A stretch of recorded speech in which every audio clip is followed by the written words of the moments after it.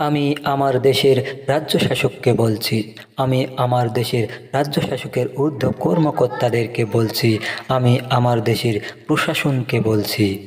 আজ যদি আপনার কোনো সন্তান কিংবা আপনার কোনো ভাই, আপনার কোনো বোন রাজপথে মিছিলে নামতো, এই কোটা আন্দোলনের হকের দাবিতে যদি রাজপথে বুক পেতে দিত, তাদের বুকে কি আপনি গুলি চালাতে পারতেন? তাদের বুকে গুলি চালিয়ে তাদেরকে বিদায় দিতে পারতেন?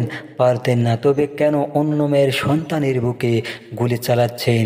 আপনারা তো কোনো পরিবারের অভিভাবক, আপনারা তো কোনো মায়ের সন্তান। সন্তান হারানোর ব্যথা একজন মা জানে, একজন বাবা জানে। আর আপনারা যদি বাবা হয়ে থাকেন, আপনাদেরকেও বুঝে আসা উচিত এই দেশকে স্বাধীন করেছিল শত মায়ের বুক খালি করে। আর এই স্বাধীন দেশে আজ কেন মায়ের বুক খালি হচ্ছে, কেন বাবার বুক খালি হচ্ছে? আজ প্রশাসন কেন খানেকের মতন ঝাঁপিয়ে পড়ছে এই সাধারণ জনগণের ওপর?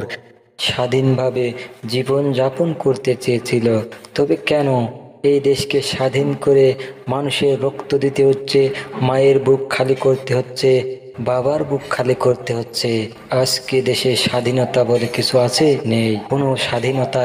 মানুষ দেশকে স্বাধীন করে রক্তপাতের ভিতরে বাঁচতে চেয়েছিল, নাকি স্বাধীনভাবে জীবন যাপন করতে চেয়েছিল?